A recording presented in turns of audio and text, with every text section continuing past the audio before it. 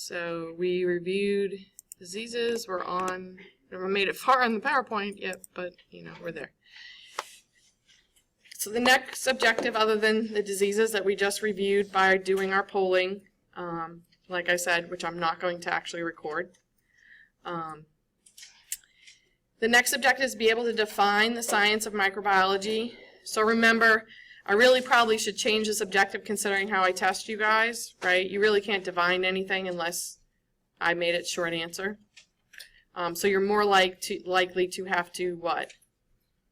What would be that verb? Identify, right? Distinguish, words like that. Again, you can't describe, right? You would identify, determine, right? Those other types of adjectives. I probably need to better align my adjectives. But when you're studying, y'all, if you can do this higher order, if you can define, right? If you can describe, then later can you identify and distinguish? Yeah. Okay, so in general, and this might be a little bit different than the definition you have in your book, but again, we're not rote memorizing this stuff. We want to try and get to working definitions, things that make sense to us, right? And be able to discern different aspects of the terminology that we use, right? So before we even read this one or look at this one, when we dissect the word microbiology in itself, right? Micro means small. Biology means life, right? And in fact, ologies mean the study of. So bio is life, ology is study, medical terminology is a good class to take, and micro is small. And typically we're talking about so small that you need what tool as an aid to actually see these organisms? A microscope. So it makes sense in this definition, these are organisms, since we said biology, right, which is study of life, that are too small to clearly be seen with an unaided eye, which means with your own eyes, right, without any microscope, any lenses, you're not going to see them, and not at least in the detail that you would want to see them in. But then, especially with microbiology, because there's so much involved in this study, especially nowadays, since we have so many more tools other than just a microscope, right? That microbiology is so much more encompassing than you even realize. And really, even the techniques that are utilized are used by other scientists, but it's still considered under microbiology because these techniques and things were advanced in order for us to be able to study these organisms. So things that we're going to especially do in lab, right? And at the time, the development of some of the simplest tools, right? A Petri dish. How many of you guys have seen a Petri dish? That design is very important to effectively culturing microorganisms in the laboratory. The lid purposely overlaps the bottom where the food is stored. And this is to allow airflow, but airflow in a particular way into that dish, right? And of course it's named Petri because a guy named Petri came up with it, right? Yeah, exactly. Hey, there are women yet, ladies. Just happened to be a guy this time. There's lots of women too. No prejudice. I try to get us in there as much as I can. In the beginning, not so much, right? At least not given credit anyways. But that has changed and is changing. Huh? Yeah. So how we manipulate and study, and as far as microscopes even now, I mean, there are ones that utilize atomic force now to be able to generate images to let you know what molecules look like, right? Molecules. It's amazing, right? All we got at Delgado is light microscopes right now. But believe it or not, my boss wants to try and get an electron microscope here. Yeah. I mean, that's unheard of, y'all, for a community college. Some of the stuff that we have in biotechnology right now is just mind-blowing. I mean, nobody else in the country has got this kind of stuff. So we've got some pretty nerdy, cool scientists on staff here now that are really good at writing grants and getting money and getting stuff. So it's pretty exciting, I have to say. So we really, we talk about, what we study, but also how we study it, right? That's what we mean by techniques. Like, literally, how do we achieve this study of microbiology? And then, two, the definition has evolved over time because although there's a subset of microbiology known as virology, where specifically they're studying what? Viruses. That falls under microbiology, right? It's what we call a subset. And are viruses considered living? Most scientists would say no. Some will argue the other way. I'm kind of on the no front, and I have my reasons why, like any good scientist, right? I base mine on data and definitions, right, that sometimes change, right? People think science is never changing. It's forever changing. History even changes, y'all, too. Yeah. What happened in the past? We don't know everything that happened in the past. You get new journals that somebody wrote on something, right? And new information, and we rethink on how we believe things once happened. Unless we have a time machine actually one day, history changes too. Yeah. I mean, just as we move through, and even like the stuff you guys are learning in this class, when I was sitting in your seat, we didn't even talk about it. Didn't even know it. Right? So, yeah, those of you guys that are nursing majors and maybe been out of school for a while and you had to come back, right? Because your stuff was like 5 years old. And you're like, 5 years? What's 5 years gonna... Yeah, no. Yeah. Yeah. And then, some of us have been through that generation where we're fixated on that correct answer to a certain extent. And that's what I hate about the way I test you guys. I wish I could do it the other way. Because I would really like for you guys to be scientists and argue with me about your answers or explain to me your answers, right? And back them up. Right, yeah, exactly. And unfortunately, a lot of times in the United States, you don't get to that phase until grad school if you even ever go there. And because at some point, in the educational system, they told you had to have the right answer, and you were never allowed to argue about it, and they didn't teach the true scientific method, which is unfortunate. But, yeah, it's forever changing, right? We get new data, right? And we've got to change sometimes even definitions. These theories that were so concrete at one time are getting elevated and changed, right, as we go. And so I'm going to talk about some old stuff, right? We talk about how it was and why it was, and then we advanced further. And we're going to do a lot of that in this chapter. So these guys tend to be relatively simple, but again, notice too, in science, if somebody says all or only, yeah, that's usually not true statements, right? There's usually always an exception, right? They're not all, simple, but most are, right? Things like most, some, tend to be true statements that last longer in science. So relatively simple in their construction. They usually lack highly differentiated cells and distinct tissues because of being so small. But there is actually, anyone ever seen a rotifer? If you haven't, do a quick internet search.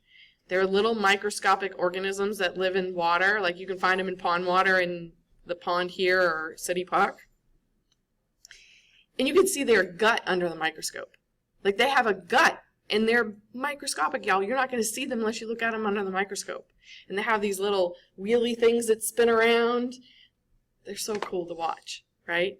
I mean, that's distinct tissues, isn't it? Under the microscope. Those guys are rare. Those guys are so rare they have like their own little classification group, and right now nobody else is in it with them. Right? So, but, there's these exceptions all the time. So when we say all or, yeah, it's usually not true. It almost looks like a dress. Is that weird? Yeah. It looks like a dress. It's cool. Yeah. They're cool. Rotifer. How do you spell that? Yeah.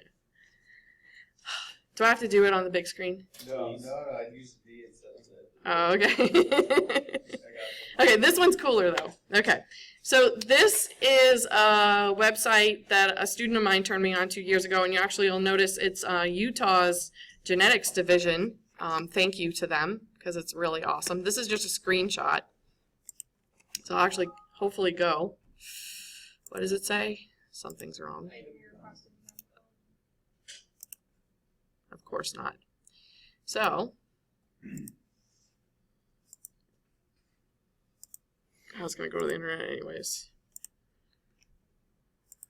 So, cell, scale, Utah, genetics. I hope they didn't take it down. I don't know why they would. Doesn't want to search. There it is.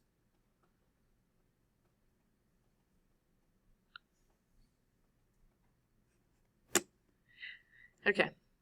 So this little bar down here allows you to zoom in. So that they have this all sized out in comparison. So this is times New Roman, actually, usually 12 point, right, as compared to a coffee bean or a grain of rice or a sesame seed. And really past a sesame seed, now we've got to use a microscope, right? Everyone can see these things with the naked eye. But then when we move our little bar and we go microscopic, you can see under the microscope a grain of salt, right? And it even has sizes here. So most of us, right, and I hate that this is grayed out. Can I get it to kind of, oh, that just screams at me. Why did they put a gray bar there? Don't do that. But you can see a meter, centimeter, right? So most of us know meter, centimeter, millimeters, right? Microbiologists know micrometer, nanometers, and then those crazy people with those new microscopes go down to angstroms and picometers, right? So we're talking with millimeters to micrometers, we're talking about 1,000 times smaller than a millimeter. Okay? Those little lines on the centimeter ruler, 1,000 times, right, within that. Little lines. Microscopic, right? And in fact, we can go down to nanometers with a microscope because notice, we'll get there. There's a cute little amoeba, right, like the blob, right? And then paramecium that swim around with their cilia, other protozoa and eukaryotic organisms that we looked at in lab today or tomorrow. Then the human egg, which is the largest cell in a woman's body, because it's got all the food for the babe. Our skin cells, and notice now we're down to micrometers, so less than a meter, 1,000th of a millimeter. Skin cell, photoreceptor in your eye, the rod ones, not the cones. There's a spermy guy. Look at how small he is compared to that big X. Big eggy egg. Skin cell, red blood cells, right? Then we get to these tiny things, right? Like baker's yeast, right? Which we looked at today. That's the Saccharomyces that people obviously use to make beer and wine and cool stuff like that, right? They ferment sugars and make alcohols, stuff like that. So we can see these under the microscope. Your chromosomes when they're condensed. Then bacteria, right?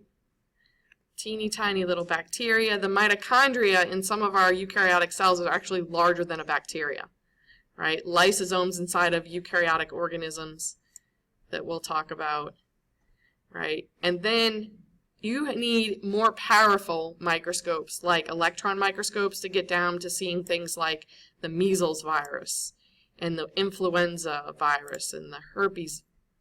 Yeah, is herpes in there? No, hepatitis, HIV. Right? Viruses that infect bacteria, bacterial phage. Right? Little viruses. Then you get down into, structures made up of large molecules inside of cells, like your ribosomes. It's made out of ribosomal RNA and protein that helps actually read messenger RNA and make proteins. And then the good old little transfer RNAs that transfer in, and large proteins like hemoglobin, and large proteins like antibodies. And then we can get to smaller molecular levels and look at phospholipids that make up your membranes, and get down to a single sugar like glucose, or a single nucleotide like adenine, or good old H2O, water, right? Oxygen and 2 hydrogens. And then the core of it all, right, for most things living, is Mr. Carbon. All those molecules, right, that then made up all those structures to make up all those cells, to make up all those organisms, it all starts with him, carbon. That's why we can do carbon dating, because we know the decay rate of this element, right, and we can figure out how long ago it was once alive. Because living organisms incorporate carbon, right? It's the backbone of your sugar, of your amino acids that build your proteins, of those phospholipids that make up your membranes. It's the core of nucleic acids that is DNA and RNA. It's all carbon. And then other stuff like hydrogen and oxygen and nitrogen and sulfur and phosphorus and things like that added to it, those elements. But it all starts with carbon for living organisms. And that's why we say on this planet, we're carbon-based life forms, right? Of course, some other planet, or even on this planet someday, we might find otherwise, but to date, it's all carbon. It all starts with carbon. And we can go down to this level with atomic force microscopes. Crazy stuff.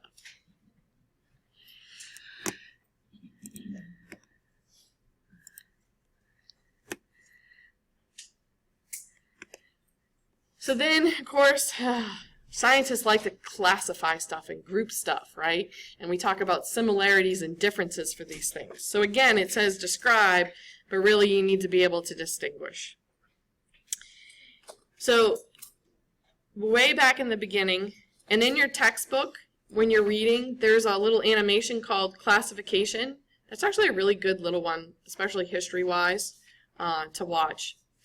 And so they talk about, you know, the beginning of this. So when scientists first started looking at cells under the microscope, they saw a distinctive difference between cells. Some of them had a structure that others did not, right? And so they named them actually based on this structure, right? So right down to the single cell, right, when they looked at a single cell, they classified them as either prokaryotic or eukaryotic. And then nowadays, one of our classifications that we have is domains, right? These big groups that we put organisms into. And there are 3 of them. They're called archaea, bacteria, and eukarya. And sometimes the bacteria is even called true bacteria. You'll understand why in a moment. So amongst those, how are these eukaryotic prokaryotes distributed? And how do we distinguish characteristic-wise one from the other, right? Why is something a eukaryote versus a prokaryote? Why is something an archaea as opposed to a bacteria? What are these defining differences, right, that puts them in one group to another? So pro actually means before, right? Karyote, and some of my really anal spellers out there, what do you see? What's irritating you already? The C should be a K. No. It can be either. Just like my name, Erica. Some people spell it with a C or a K. You can spell prokaryote, and I purposely have both in these PowerPoints and have not changed it all to one to make those people that are anal ask this question. Or I shouldn't say anal, because some people take that as a negative connotation. I don't mean ever to be negative. That are very detailed-oriented, awesome people. Okay. Either is correct. C or K is correct. For my name, it's a C. Actually, we met in Erica in one of my other classes. Apparently, her parents couldn't decide, put both a C and a K in her name. First time I've ever seen that. And Erica, E-R-I-C-K-A. I was like, oh, they couldn't decide, huh? They just put them both in there. That's new. So pro before, karyote. What does karyote mean? Kernel, right? So what does a nucleus look like? A kernel inside the cell, right? And so these guys didn't have it. So they're like, oh, they must have came before this, right? This must have been, you know, to do this was something that came later. We don't know, right? We don't have the time machine. We can only assume based on evidence. We can make assumptions, right, backed up by data that, hey, maybe it is bacteria, prokaryotes came before eukaryotes, maybe. You, on the other hand, means true, right? So eukaryotes had this true, visible nucleus, right? What's inside the nucleus? Genetic material. What molecular form is genetic material in? Go further down. Not proteins. That acronym, everyone should know what it actually stands for. DNA. Deoxyribonucleic acid. So DNA, right, which is genetic material, tells the cell basically how to do everything, right? That's our code. That's us, even. It's housed within membranes, right, and forms the structure we know as a nucleus. So all eukaryotic cells at some point in its life cycle has a nucleus. The reason why I say that is your mature red blood cells don't have it. They lose the nucleus. Where amphibians keep theirs. Their red blood cells actually have a nucleus. Ours don't. So it's the DNA's in there that tells the cell what to do, how to do it, all that good stuff. Command center, right? It's sectioned off. Prokaryotes, they don't have a nucleus. Do they have DNA? Yes. All living cells have DNA. It tells them what to do, right? They need to know what to do. They just don't wall it off in membranes. Right? They don't surround it in membranes. They don't compartmentalize it to that extent. Right? But they still got it. So you may have heard of these things called kingdoms, right? One of the ways we group and classify organisms. So we ran into a problem with some of these sometimes, right? Where it's like, which one do you really go into? But plants and animals, pretty straightforward distinction, right? But then when they got to things like algae, right? Or good old euglena, right? He can photosynthesize and eat. Where the heck are we going to put him? He eats like an animal eats, he moves like an animal moves, but he also has chloroplasts and can photosynthesize.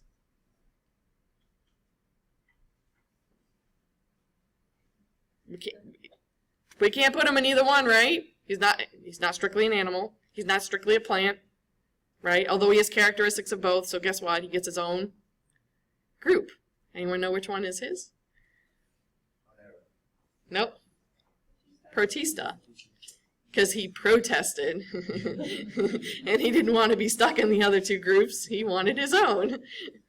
But really, that's how they came up with the name. If you watch that animation. Actually means protest. Okay. Fungi, most of us are aware of those guys, right? And again, sometimes it's kind of hard, like they blur the lines between animal and plant, so they kind of, and they weren't Protista, so they get their whole other group too. And so, what do you think of when I say fungi, though? Can you give me an example? Mushrooms, yep. Mold. Yeast fall into this category, right? Monera was for bacteria, right? And now, too, we've got a whole nother group. And so, really, Monera was kind of our prokaryotes, which was bacteria and some organisms that we are so actually different that are unicellular, just like bacteria, but are distinctively enough from bacteria even. They got their own grouping that actually goes above kingdoms. And that's what we call a domain, right? And this grouping was pioneered by Carl Woese. Back in the 70s, he was doing amazing research down to the molecular level, actually looking at and sequencing ribosomal RNA. Because all cells have to be able to make proteins, right? So all cells, in addition to DNA, also have ribosomes that will read messenger RNA and make proteins.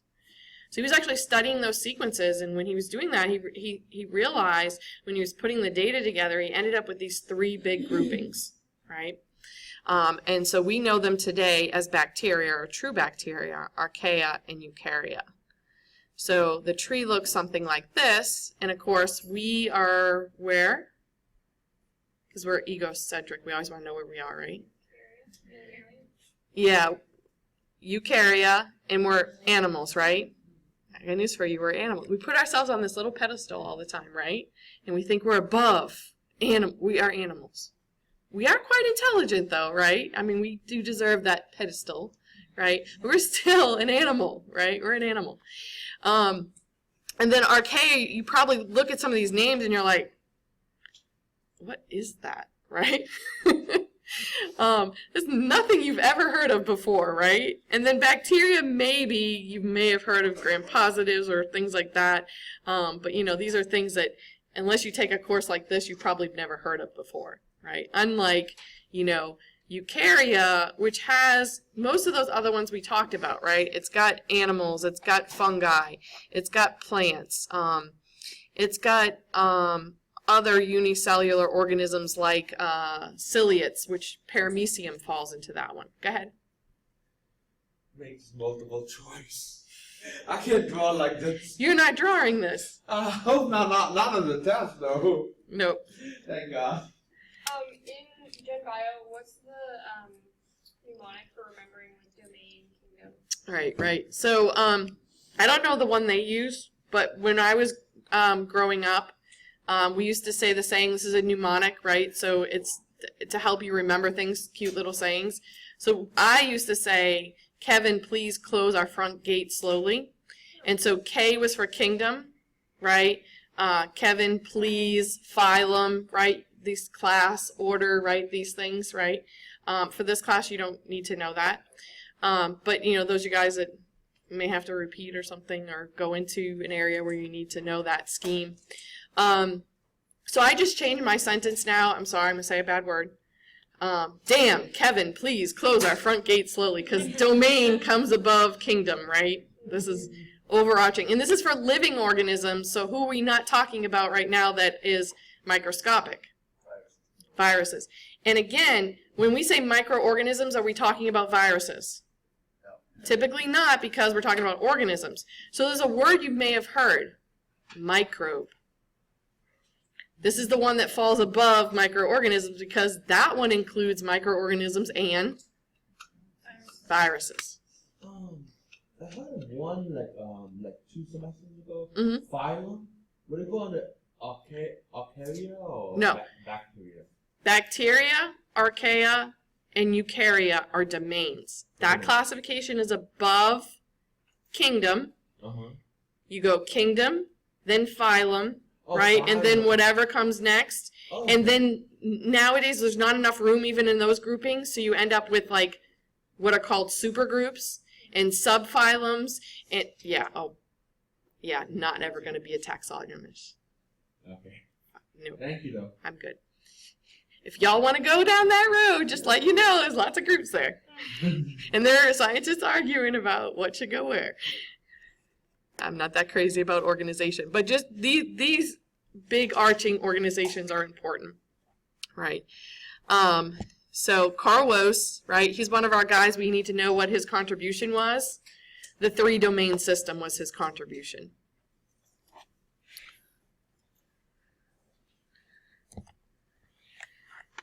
So my brain works best, and some of the rest of you guys are like that, that when I am dealing with information, especially when I got to do similarities and differences and all that, tables are great, right?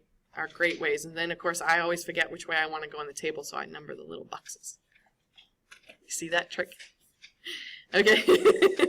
So, cell type. Well, what 2 cell types did we talk about? Prokaryotes and eukaryotes. So it's going to be one or the other of that. So bacteria are single-celled organisms that do not have a visible nucleus. They're prokaryotes. Archaea are single-celled organisms that do not have a nucleus. Eukaryotes can be single-celled or multicellular and do have a nucleus at least at one point in their life cycle. That one, oh, look, they match. How cool is that? Kind of, sort of. Okay, so cell organization was what I was just saying, so who was paying attention? So, bacteria, unicellular or multicellular, or both? Archaea. Eukarya. Both. And boy, some of them even blur the lines with that. You're like, unicellular, multicellular. Well, some of them just like to live in groups. Some are colonial or filamentous, like we saw under the microscope in lab today or tomorrow. Tricky little buggers. Now, cell walls, right? We know plants have cell walls, right? Plants have a nucleus, so they fall under which classification, which domain? Eukarya. Which one do we fall under? Eukarya. Okay. Good old amoeba, right? That protozoa, or some algae that has a nucleus, but it's a single-celled organism is a eukaryote, because what I say it had? A nucleus, right? So, but plants we know have cell walls, right? Fungi have cell walls. This next one, notice the in parentheses is important here. We want to know which one of these domains contains the substance peptidoglycan that's used to build their cell wall. Bacteria, right? So this is a yes for this one, and guess what? No for everyone else. Not to say they don't have cell walls, right? They have cell walls made out of other stuff. Membrane-bound organelles. Can anyone name a membrane-bound organelle? Mitochondria. The nucleus. Membrane-bound organelle. You have any others? What's ER stand for? Endoplasmic reticulum. And you get the rough one too. What is it covered in that makes it rough? Ribosomes. Golgi apparatus, right? Lysosomes, right? These are all compartmentalization using membranes, right? And the nucleus is one of them, right? So guess who has membrane-bound organelles? Eukarya. Not anybody else. That's their defining characteristic. Ribosomes are not organelles. No. Then in order to be an organelle, you have to be what? Membrane-bound. Right? You have to be defined by a membrane within a cell.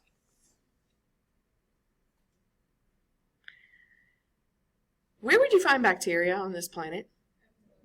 Oh yeah. You name it, it's there. Right? Like literally all environments. Archaea. Yeah, these are our extremists. Not to say they're not found just about everywhere, but they're going to tend, and this is when we started finding them, when we started looking in really salty environments, really hot, really cold, the extremes. That's what we mean by that. Where, by contrast, where are you going to find eukaryotes? Not in extreme environments, right? You're not going to find us where it's really hot and cold, right? We just can't do it. We're not adapted to that. But that's why, you know, when you look down to the molecular level, you probably see distinct differences between these domains, right? It's environmental to a certain degree, right? These archaea are so different from bacteria because they have adapted, and this has made them so different to those extreme environments. Right? Or the fact that bacteria have adapted to a multitude of different environments. Make sense? What am I doing? Okay, I'm good. So animals, plants, right? Those are eukaryotes, but this is microbiology, so we're going to stick to mostly, you know, other than talking about ourselves, you know, because we do that. Eukaryotic microorganisms. So we already mentioned Protista, right? And some of them, even within that group, we look at unicellular algae, right? So algae that are teeny tiny little photosynthesizers. Protozoa, things like amoeba and paramecium, that are single-celled microscopic organisms that eat other organisms. Slime molds and water molds, these are interesting things that I haven't really studied, that kind of get lumped in that Protista group too. And then you have fungi, right? And those are the molds and the yeasts, right, that we're used to hearing about. And fungi have their own subcategory too. The study of mycology is actually the study of fungi, where most A&P students get confused and think you're talking about mussels, right? Mycology, right? Not mussel. It's fungi. And again, most are larger than prokaryotes. Notice again, most. We did not say all. Right? There are some really tiny eukaryotes, and there's some really big, in comparison, prokaryotes. Viruses are said to be acellular. A meaning they are they a cell or are they not? Not. A before means not, right? Asymmetrical means it's not symmetrical, right? When they put the A in front, yeah, I know, English language, it's killing us, right?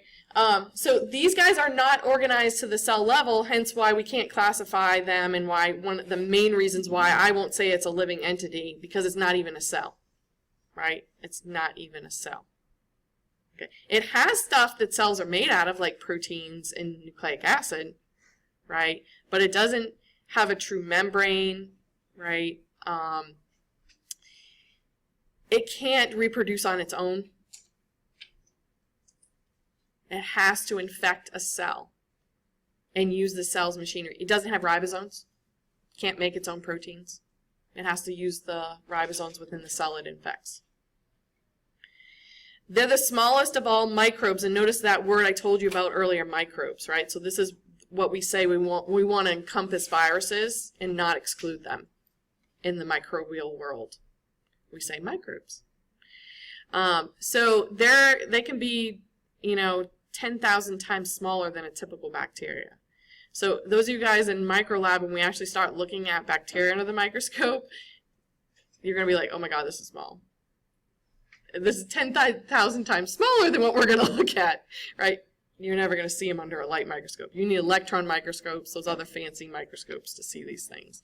But of course, one of the reasons why we get so obsessed about them is that they can cause diseases we've already talked about, right? And even have been linked to some cancers, because remember, they've got to get inside of a cell. And when they do that, they can disrupt a cell such that it becomes cancerous. In my simple definition of a cancer cell is one of your cells, it's actually yours, yeah, it's really yours, behaving badly, right? It's not doing what it's supposed to do, and even worse, potentially doing things it's not supposed to do, right? And of course, there's all tons of different types of cancers. My poor husband, right, not a scientist. Just preface it with that to start. Thinks that, some mean people out there have cures to cancers and they're not releasing them. Doesn't understand the complexity of cancer, right? Cancer is this one term for a multitude of different problems, but like I said, really can be linked to your cells not doing what they're supposed to do or behaving badly. Okay? Now, how many different types of cells, right, do you have in your body? Like probably thousands. Right? All with different jobs and abilities and things. So it's a complex problem, right? For some of them, yeah, we've really tapped into like what's happening, right? For certain cells, for certain conditions. Yeah, we really made huge breakthroughs, right? Other areas, not so much. A little more complicated, right? So no, really, I don't believe somebody is like holding back. Nobody's holding back on us, right? So look at this handsome devil. I love the wigs back then, right? So notice I put dates. Y'all, this is not a history class. But I put them there, right, to help you maybe help you. I still can't grasp this, right? How long ago this was. You know, he lived 1632 to 1723. It's even hard for me to say. It's like forever ago. Yeah. Yeah. Oh, yeah, definitely.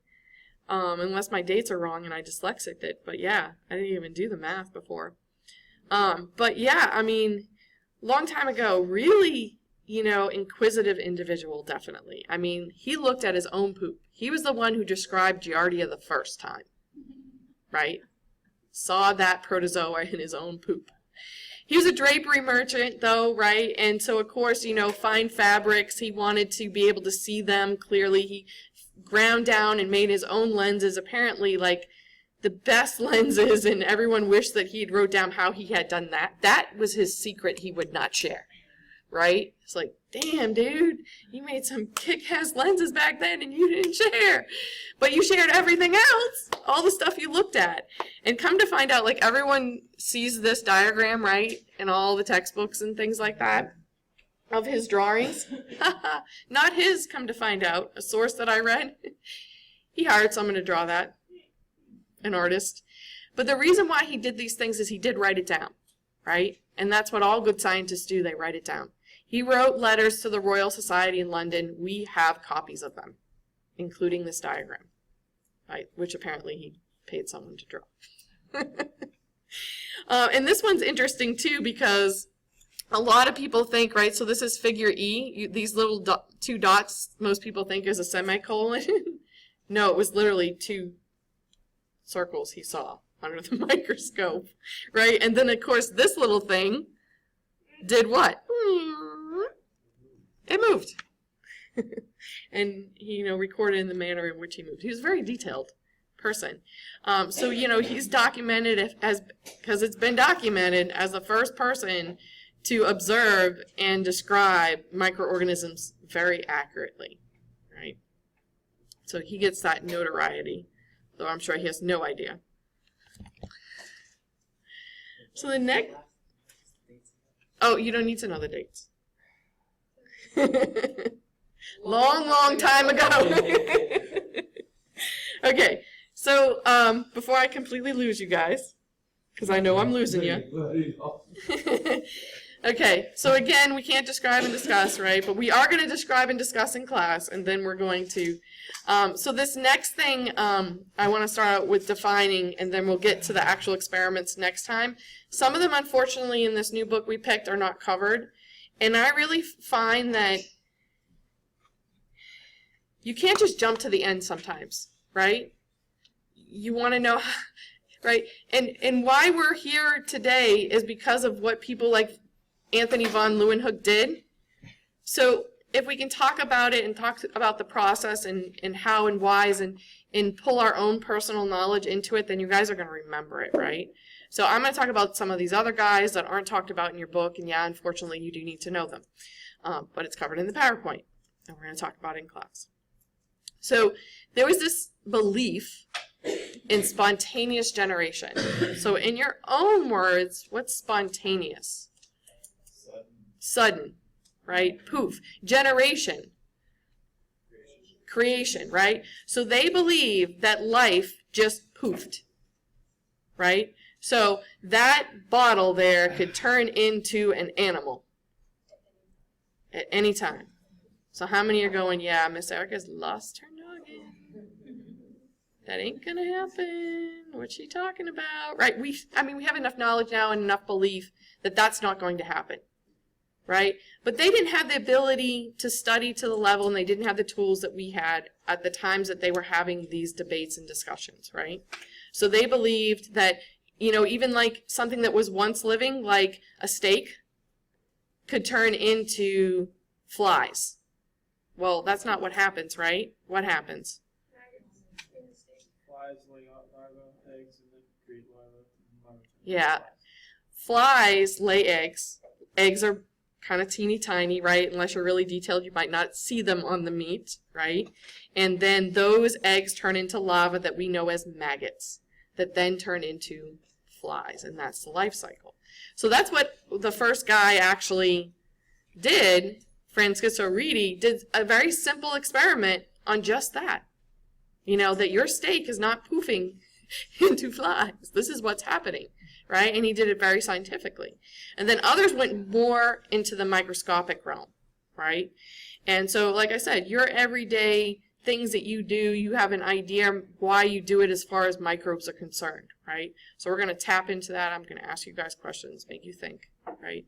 And we'll go through these guys and talk about, like I said, I think pretty much Pasteur is the only one they talk about in your book, his experiment with the swan neck flies.